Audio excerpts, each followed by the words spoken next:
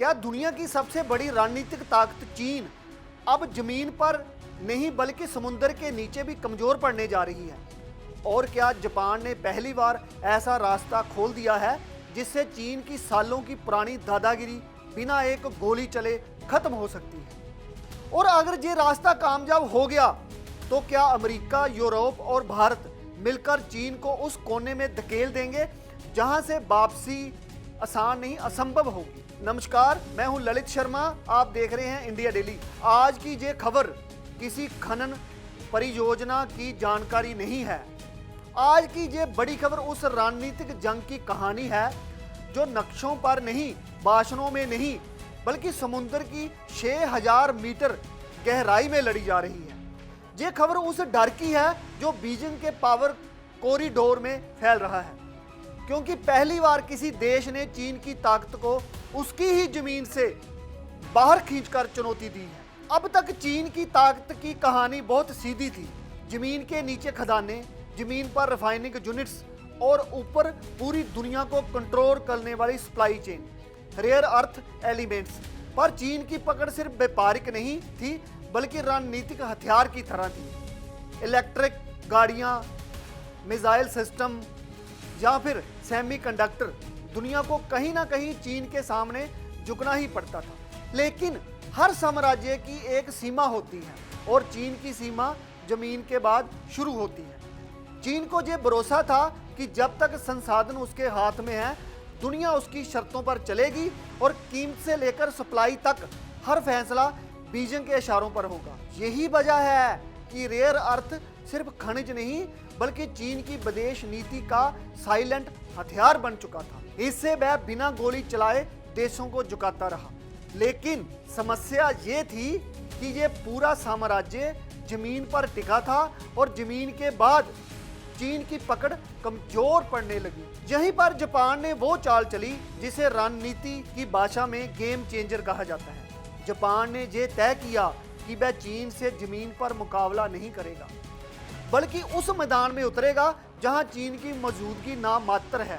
समुद्र की 6000 मीटर गहराई में उतरने का मतलब है कि ये लड़ाई अब ना खदानों में लड़ी जाएगी और ना ही राजनीतिक धमकियों से।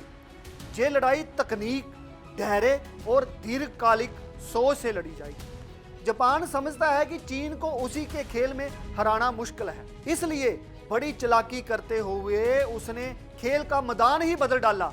समंदर की गहराई, वह इलाका जहां ना चीन का इंफ्रास्ट्रक्चर और ना ही उसकी धमकियों का असर। यही वजह है कि जापान का ये कदम सिर्फ साहसिक नहीं बल्कि बेहद ठंडे दिमाग से सोची गई रणनीति माना जा रहा। चीन को सबसे बड़ा डर इस बात का नहीं कि जापान कुछ रेयर अर्थ एलिमेंट्स निकाल लेगा। असली डर इस बात का है कि अगर ये मॉडल सफल हो गया तो ये सिर्फ जापान तक सीमित नहीं रहेगा, क्योंकि दुनिया का हर बड़ा खिलाड़ी इस रास्ते को देख रहा है। अमेरिका जहां तकनीकी और पूंजी दोनों मौजूद हैं, यूरोप जहां रणनीतिक एकता की तलाश है, और फिर भारत जो संसाधनों और जरूरत दोनों के मामले में सबसे आगे है। और उस दिन चीन की 70 से 90% हिस्सेदारी सिर्फ आंकड़ों में ही सिमट जाएगी। चीन जानता है कि अगर ये दरवाजा खुल गया तो उसे बंद करना नामुमकिन हो जाएगा। एक बार विकल्प पैदा हो गया तो दुनिया कभी भी दोबारा एक देश पर निर्भर रहना नहीं चाहेगी। यही वजह है कि ये योजना चीन को आर्थिक से ज्यादा रणनीतिक रूप से डराती है। ये समझना भी जरूरी है कि चीन जमीन पर ताकतवर है क्योंकि वह वहां उसका नियंत्रण, लेकिन समुद्र की गहराई में उसके पास ना अनुभव, ना ढांचा और ना ही डर पैदा करने की वही ताकत। डीप सी माइनिंग के नियम अलग होते हैं, जहां ना सेनाएं काम आती हैं ना ही राजनीतिक दबाव, जहां सिर्फ तकनीक, अनुशासन और समय बोलता है। और इन्हीं तीनों में जापान को महारत हासिल है। यही वह बिंदु है जहां चीन पहली बार असहज नजर आ रहा। समुद्र में ना तो सीमाएं साफ दिखती हैं और ना ही किसी एक देश का दबदबा चलता है, जहां गलती की कोई गुंजाइश नहीं होती और कोई तकनीक कमजोरी सीधे नाकामी में बदल जाती है। यही वजह है कि इस मोर्चे पर चीन आत्मविश्वास से ज्यादा सतर्क दिखाई देता है। ये सिर्फ जापान की ऑटोमोबाइल या टेक इंडस्ट्री बचाने की योजना नहीं है, ये उसके कहीं बड़ी रणनीति है। ये दुनिया के लिए एक ब्लूप्रिंट है कि चीन पर निर्भरता से बाहर कैसे निकला जा सकता है।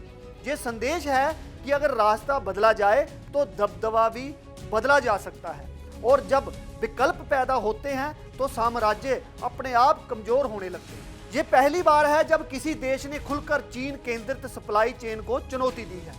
जापान ये दिखाना चाहता है कि मजबूरी कोई स्थायी स्थिति नहीं होती, और यही सोच चीन के लिए सबसे बड़ा खतरा बन रही है। ये जंग बिना टैंक, बिना मिसाइल और बिना सैनिक के लड़ी जा रही है, लेकिन इसका असर किसी युद्ध से कम नहीं होगा, क्योंकि रेयर अर्थ आजाद हुआ तो कल बैटरी आजाद, परसों चिप्स आजाद होंगे, और उसके बाद हथियारों की निर्भरता भी टूटेगी। चीन ये समझ चुका है कि अगर ये ट्रेंड फेल हो गया तो उसका दबदबा धीरे धीरे नहीं बल्कि एक झटके में खत्म हो सकता है। यही वजह है कि बीजिंग इस योजना को हल्के में नहीं ले रहा। ये लड़ाई भविष्य की तकनीक पर नियंत्रण की लड़ाई है, और जो इसमें पिछड़ा वही आने वाले दशकों में पिछड़ जाएगा। जापान ने दुनिया को रास्ता दिखाया है, और अब सवाल ये नहीं कि चीन को चुनौती दी जाए या नहीं, सवाल ये है कि अगला देश कौन सा होगा जो समुद्र की गहराई में उतरने की हिम्मत करेगा, क्योंकि जिसने समुद्र के नीचे संसाधनों पर पकड़ बना ली वही आने वाली सदी का सिकंदर होगा। तकनीक, अर्थव्यवस्था, ताकत को नियंत्रण करेगा, और पहली बार इस दौड़ में चीन आगे नहीं बल्कि पीछे खड़ा नजर आ रहा है। ये बदलाव अचानक नहीं होगा, लेकिन इसका असर स्थायी होगा। दुनिया अब विकल्प तलाश रही है, और जापान ने पहला कदम उठा लिया है। यही वजह है कि ये खबर सिर्फ आज की नहीं, आने वाले कल की है। ये कहानी खनिजों की नहीं बल्कि नियंत्रण की है। ये खबर व्यापार की नहीं बल्कि ताकत की है। जमीन पर चीन मजबूत था, ये सच है, लेकिन समंदर के नीचे कहानी बदल चुकी है। जापान ने दरवाजा खोल दिया है, अब देखना यह होगा कि कौन भीतर आता है, क्योंकि खेल अब ऊपर नहीं नीचे खेला जा रहा है। आप देखते रहिए इंडिया डेली, फिर मिलते हैं बड़ी खबर के साथ।